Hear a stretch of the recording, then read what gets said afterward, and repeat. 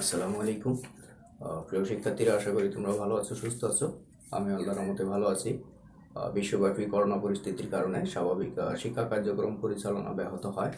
শিক্ষা মন্ত্রণালয়ের নির্দেশনা মোতাবেক আমাদের কলেজের সুযোগ্য অধ্যক্ষ মহোদয়ের সার্বিক তত্ত্বাবধানে অনলাইন ক্লাসের ব্যবস্থা করা হয়েছে, যাতে করে তোমরা ঘরে বসে পড়ালেখা চালিয়ে যেতে পারো। তো আমাদের অনলাইন ক্লাসের পাঠদান সবাইকে দেখার আমন্ত্রণ জানিয়ে শুরু করছি।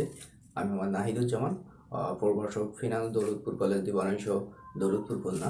আমি আজকে পড়াবো একাদশ ও দ্বাদশ শ্রেণীর ফিনান্স, ব্যাংকিং ও বিমা প্রথম পত্র বইয়ের ষষ্ঠ অধ্যায় থেকে।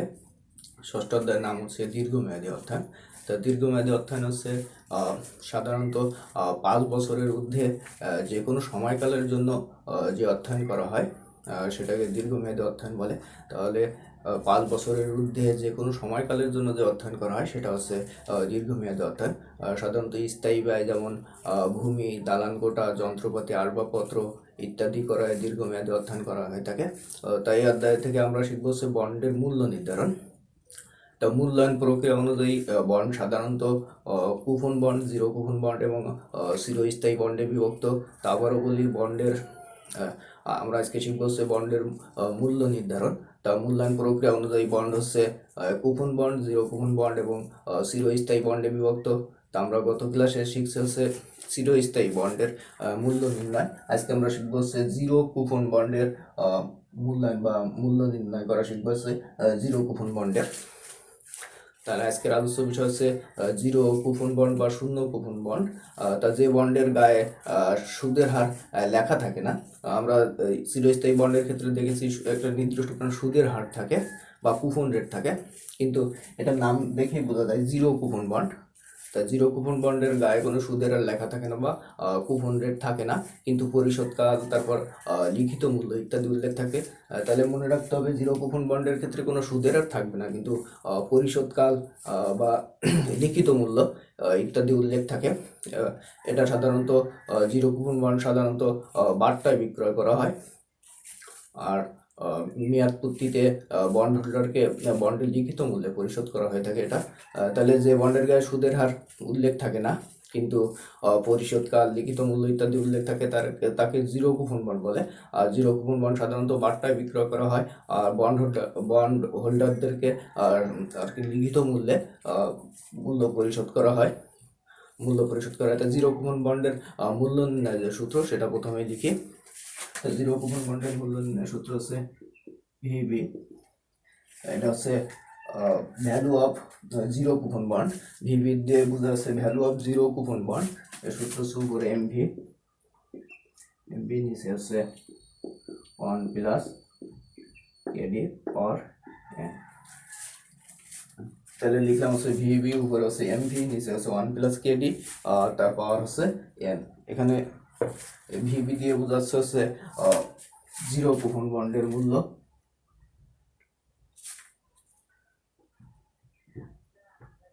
এটা দিয়ে বোঝা যাচ্ছে, ভিবি দিয়ে বোঝা যাচ্ছে জিরো কুপন বন্ডের মূল্য। জিরো কুপন বন্ডের মূল্য। এমভি হচ্ছে ম্যাচুরিটি ভ্যালু বা পরিপক্ক মূল্য। এমভি হচ্ছে পরিপক্ক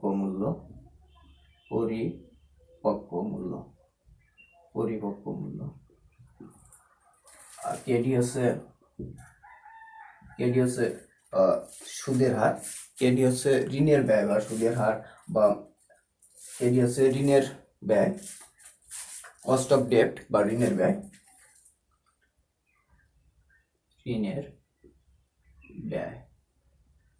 এটাকে প্রয়োজনীয় আয়ের হার বলে বা প্রত্যাশিত আয়ের হারও বলে থাকে। এটা হচ্ছে ঋণের ব্যয়। আর এন হচ্ছে নাম্বার অফ ইয়ার্স বা মেয়াদকাল। নাম্বার অফ ইয়ার্স বা মেয়াদকাল। তাহলে এটা হচ্ছে জিরো কুপন বন্ডের মূল্য নির্ণয় সূত্র। জিরো কুপন বন্ডের ক্ষেত্রে কুপন রেট বা সুদের হার থাকে না, কিন্তু মেয়াদকাল থাকে। যেমন এন হচ্ছে মেয়াদকাল থাকে, লিখিত মূল্য থাকে। আর সেটা হচ্ছে zero coupon bond. Zero coupon বন্ডের ক্ষেত্রে কোনো কুপন রেট থাকবে না বা সুদের হার থাকবে না। তাহলে এখানে সূত্র হচ্ছে ভিভি সমান সমান এমভি, নিচে হচ্ছে 1 প্লাস কেডি তারপর এন।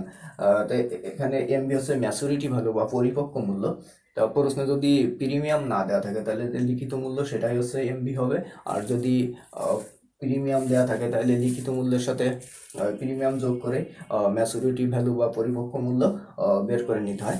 তারপরে এগুলো মুছে দিয়ে এখন অঙ্ক করব, এগুলো মুছে দিই।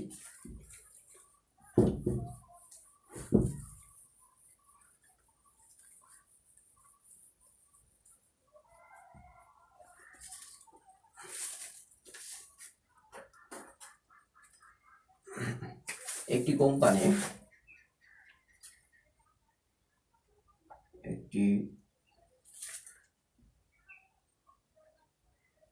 কোম্পানি প্রতিটি 2000 টাকা মূল্যের 7 বছর মেয়াদি জিরো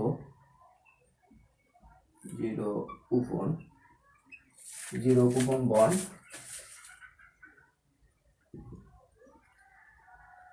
ইস্যু করলো। তাহলে একটি কোম্পানি প্রতিটি 2000 টাকা মূল্যের 7 বছর মেয়াদি জিরো কুপন বন্ড ইস্যু করলো। প্রয়োজনীয়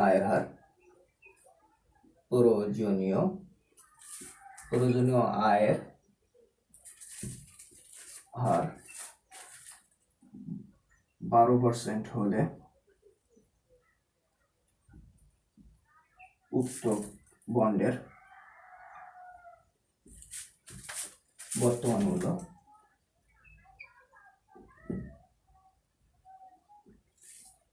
নির্ণয় করো। এখানে বলা আছে একটি কোম্পানি প্রতিটি 2000 টাকা মূল্যের 7 বছর মেয়াদি জিরো কুপন বন্ড ইস্যু করলো। প্রয়োজনীয় আয়ের হার 12% হলে উক্ত বন্ডের বর্তমান মূল্য নির্ণয় করো। এখানে বলা আছে একটি কোম্পানি প্রতিটি 2000 টাকা মূল্যে 7 বছর মেয়াদি জিরো কুপন বন্ড, তো এখানে কোনো কুপন রেট বা সুদের হার দেওয়া নেই। আর এখানে সরাসরি বলা আছে জিরো কুপন বন্ড ইস্যু করলো, তাহলে জিরো কুপন বন্ডের সূত্র আমাদের প্রথমে লিখতে হবে। তা আমরা জানি জিরো কুপন বন্ডের যে সূত্র সেটা লিখবো। আমরা জানি জিরো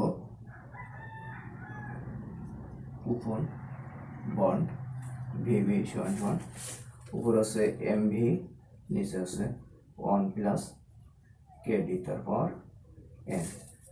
এখানে যে মানগুলো দেওয়া আছে সেগুলো বসাতে হবে। এখানে দেওয়া আছে লিখিত মূল্য 2000 টাকা, তো এখানে কোনো প্রিমিয়াম নেই বা অধিহারে বিক্রয় করা হচ্ছে না, তাহলে এই লিখিত মূল্যটাই হচ্ছে এমভি। তাহলে আমরা প্রথমে লিখি পরিপক্ক মূল্য।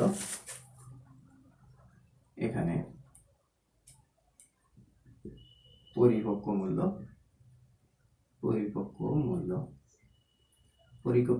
মূল্য এমভি সমান হচ্ছে 2000 টাকা। পরিপক্ক মূল্য পেলাম হচ্ছে 2000 টাকা। এরপরে প্রয়োজনীয় আয়ের হার দেওয়া আছে 12% বা কেডি।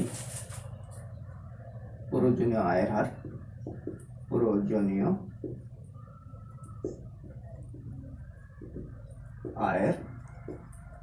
নিচে লিখি প্রয়োজনীয় আয়ের হার কেডি সমান 12% বা 0.12। মেয়াদকাল দেওয়া আছে 7 বছর। এন এর মান মেয়াদকাল এন সমান 7 বছর। আমাদের নির্ণয় করতে হবে হচ্ছে জিরো কুপন বন্ডের মূল্য, অর্থাৎ ভিবি নির্ণয় করতে হবে। জিরো কুপন বন্ডের মূল্য নির্ণয় করতে হবে, ভিবি এটা আমাদের নির্ণয় করতে হবে। আমরা এখানে সবগুলো মান পেয়ে গেলাম, তো মানগুলো এখন বসাতে হবে। যেহেতু এখানে দেয়ার বা প্রিমিয়াম দেওয়া নেই, এজন্য লিখিত মূল্যই পরিপক্ক মূল্য হবে। এখানে পরিপক্ক মূল্য হচ্ছে কত, 2000 টাকা। এখানে 2000 বসালাম। এরপরে নিচে আছে 1 যোগ প্রয়োজনীয় আয়ের হার হচ্ছে 0.12। আর এর পাওয়া হার হচ্ছে মেয়াদকাল দেওয়া আছে 7 বছর, তো 7। উপরে থাকবে 2000, নিচে আছে 1.12। এই দুইটা যোগ করলে হয়েছে 1.12, তার পাওয়ার 7। তোমার ক্যালকুলেটর দিয়ে এখন 1.12 এর পাওয়ার 7 দিয়ে যে মানটা আসে সেটা নিচে বসাতে হবে। 1.12 তার পাওয়ার হচ্ছে 7,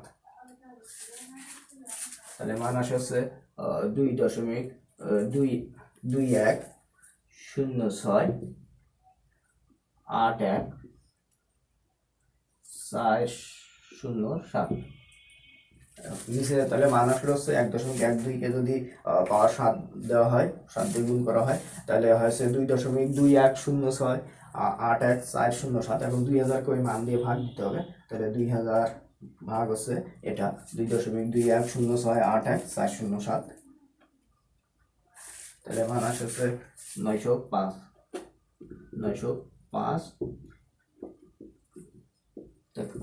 তাহলে এই যে কোম্পানিটা প্রতিটি 2000 টাকা মূল্যের 7 বছর মেয়াদি জিরো কুপন বন্ড ইস্যু করলো, প্রয়োজনে আয়ের হার ছিল 12%। আর তাহলে ওই জিরো কুপন বন্ডের মূল্য হচ্ছে 905 টাকা, প্রয়োজনে আয়ের হার 12%, মেয়াদকাল 7 বছর এবং লিখিত মূল্য ছিল 2000 টাকা। তাহলে আমরা খুব সহজেই সমাধান করলাম অঙ্কটা। এর জন্য দরকার হচ্ছে আমাদের সূত্র মনে রাখা। তার সূত্র হচ্ছে জিরো কুপন বন্ডের মূল্য নির্ণয় সূত্র হচ্ছে ভিভি সমান উপর হচ্ছে এমভি, নিচে হচ্ছে 1 + KD তার পাওয়ার n। এখন এই সূত্রটা বসায় প্রতিটা মান যদি বসায় দিয়ে ক্যালকুলেশন করা হয় খুব সহজে সমাধান করা সম্ভব। এখন আরেকটা অঙ্ক লিখবো, লিখে তার সমাধান করব।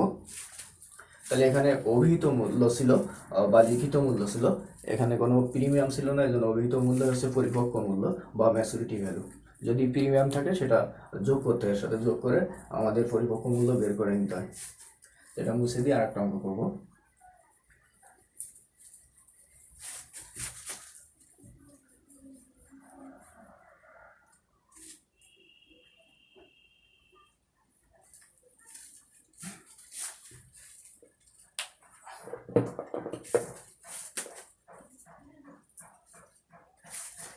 ABC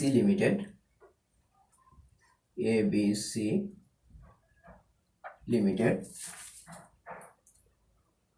এর 5 বছর মেয়াদি, 5 বছর মেয়াদি জিরো কুপন বন্ড,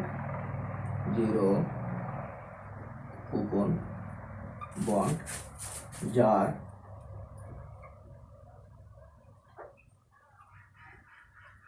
অভিহিত মূল্য হচ্ছে 1000 টাকা। অভিহিত মূল্য 1000 টাকা এবং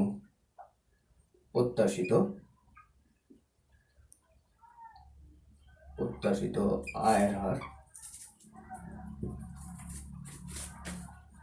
12%। মেয়াদ পূর্তিতে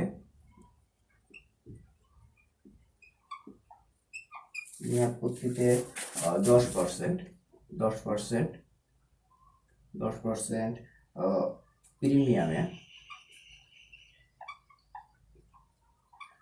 প্রিমিয়ামে বন্ডের মূল্য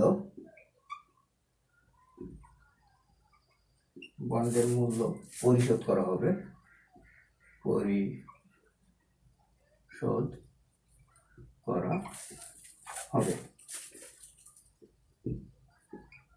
বন্ডের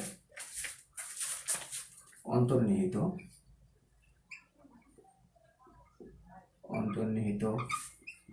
মূল্য নির্ণয় করো। এখানে বলা আছে এবিসি লিমিটেডের 5 বছর মেয়াদি জিরো কুপন বন্ড, যার অভিহিত মূল্য হচ্ছে 1000 টাকা। তাহলে অভিহিত মূল্য বা লিখিত মূল্য দেওয়া আছে 1000 টাকা, প্রত্যাশিত আয়ের হার বা কেডি দেওয়া আছে হচ্ছে 12%, মেয়াদ পূর্তিতে 10% প্রিমিয়ামে বন্ডের মূল্য পরিশোধ করা হবে। এখানে প্রিমিয়াম দেওয়া আছে, তাহলে প্রিমিয়াম দেওয়া থাকলে আমাদের ম্যাচুরিটি ভ্যালু বের করার জন্য লিখিত মূল্যের সাথে এই 10% প্রিমিয়াম যোগ করতে হবে, করে হচ্ছে এমভি বের করে নিতে হবে বা পরিপক্ক মূল্য বের করে নিতে হবে। বন্ডের অন্তর্নিহিত মূল্য কত, এখানে মেয়াদ হচ্ছে 5 বছর, প্রয়োজনে আয়ের হার 12%, লিখিত মূল্য 1000 টাকা আর প্রিমিয়াম দেওয়া আছে 10%। আর এটা বের করতে হচ্ছে জিরো কুপন বন্ডের মূল্য নির্ণয় করতে হবে। তা আমরা যে সূত্রটা জানি সেটা লিখবো। আমরা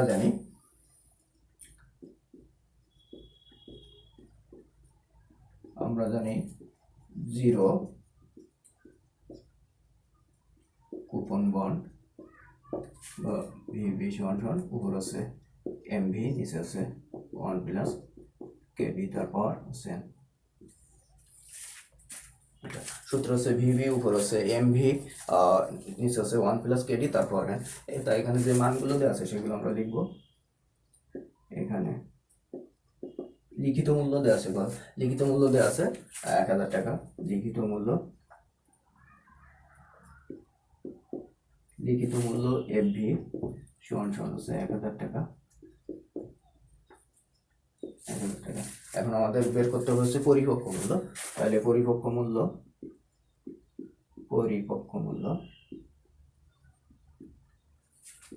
মূল্য এমভি সমান সমান এই ফেস ভ্যালু যোগ হচ্ছে প্রিমিয়াম 10%, তাহলে 1000 যোগ 1000 গুণ 10% এত টাকা সমান সমান এসে 1000 যোগ 1000 10% আছে 100 সমান সমান 1100 টাকা। আমরা পরিপক্ক মূল্য পেলাম হচ্ছে 1100 টাকা। এরপরে দেওয়া আছে হচ্ছে প্রত্যাশিত আয়ের হার।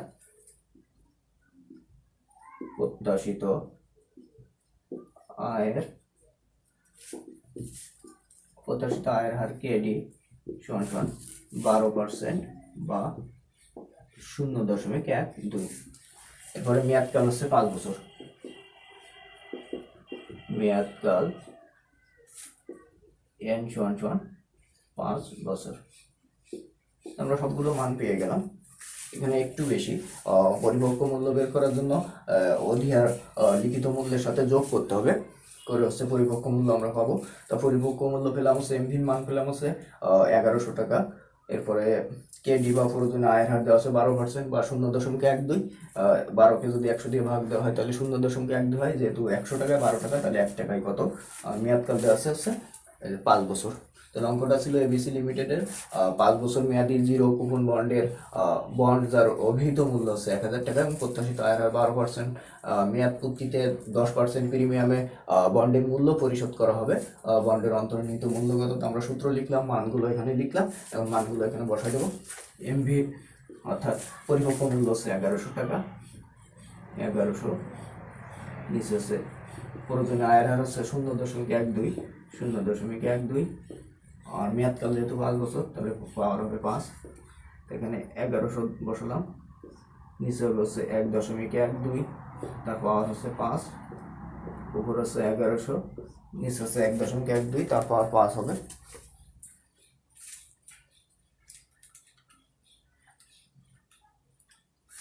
তাহলে 1.12 এর পাওয়ার যদি 5 দেওয়া হয় তাহলে মান আসে হচ্ছে 1.76234168 এখন যে মানটা আসলো 1100কে এই মান দিয়ে ভাগ দিতে হবে, অর্থাৎ 1.76234168 এই মান দিয়ে 1100কে ভাগ দিতে হবে। তাহলে 1100 ভাগ হচ্ছে এই মানটা, তাহলে মান আসে হচ্ছে 624 টাকা। 624 টাকা। 624 টাকা। তাহলে আমরা অঙ্কটাও সমাধান করলাম। খুবই সহজ, সূত্র মনে রাখতে হবে শুধুমাত্র। তাহলে এখানে হচ্ছে যদি লিখিত মূল্য দেওয়া থাকে, লিখিত মূল্য দেওয়া থাকবে। যদি প্রিমিয়াম দেওয়া না থাকে তাহলে লিখিত মূল্যটাই ম্যাচুরিটি ভ্যালু হয়, আর প্রিমিয়াম দেওয়া থাকলে সেটা লিখিত মূল্যের সাথে যোগ করে তারপরে ম্যাচুরিটি ভ্যালু বের করতে হয়। প্রত্যাশিত আয়ের সবসময় সরাসরি দেওয়া থাকে, তারপরে মেয়াদকালও দেওয়া থাকে। তাহলে খুব সহজে অঙ্কগুলো করা যায়। তো আমরা আজকে শিখলাম হচ্ছে জিরো কুপন বন্ডের মূল্য নির্ণয়। তো এই অধ্যায়টার নাম হচ্ছে এটা হচ্ছে ষষ্ঠ অধ্যায় ফিনান্স ব্যাংকিং ও বীমা প্রথমপত্র বইয়ের, এবং অধ্যায়ের নাম হচ্ছে দীর্ঘমেয়াদী অধ্যয়ন। তার দীর্ঘমেয়াদী অধ্যয়ন হচ্ছে যে অধ্যয়ন সাধারণত 5 বছরের বেশি সময়ের জন্য করা হয়, সেটা হচ্ছে দীর্ঘমেয়াদী অধ্যয়ন। তো দীর্ঘমেয়াদী অধ্যয়ন থেকে আমরা শিখছি হচ্ছে বন্ডের মূল্য নির্ধারণ। তা মূল্যায়ন প্রক্রিয়া অনুযায়ী বন্ড সাধারণত coupon bond, zero coupon bond এবং চিরস্থায়ী বন্ডে বিভক্ত। তো আমরা গত ক্লাসে করছি হচ্ছে চিরস্থায়ী বন্ড, আজকে করলাম জিরো কুপন বন্ড। তা জিরো কুপন বন্ড হচ্ছে যে বন্ডের গায়ে সুদের হার লেখা থাকে না কিন্তু পরিশোধকাল এবং লিখিত মূল্য উল্লেখ থাকে, সেটা হচ্ছে জিরো কুপন বন্ড। অর্থাৎ জিরো কুপন বন্ডের গায়ে কোনো থাকে না, সুদের হার বা কুপন রেট থাকে না, এই জন্য নাম হচ্ছে জিরো কুপন বন্ড। এর অবশ্যই পরিশোধকাল থাকবে এবং লিখিত মূল্য থাকবে। জিরো কুপন বন্ড সাধারণত বাট্টায় বিক্রয় করা হয় এবং মেয়াদ পূর্তিতে বন্ড হোল্ডারদের বন্ডের লিখিত মূল্য পরিশোধ করা হয়। এটা হচ্ছে জিরো কুপন বন্ড। তো জিরো কুপন বন্ড আমরা অঙ্ক খুবই সহজেই করতে পারবো, সূত্রগুলো মনে রাখতে হবে। তো আমরা সূত্র মনে রাখার চেষ্টা করব। তো সবাইকে ধন্যবাদ জানিয়ে শেষ করছি আজকের ক্লাসে পর্যন্ত। আসসালামু আলাইকুম।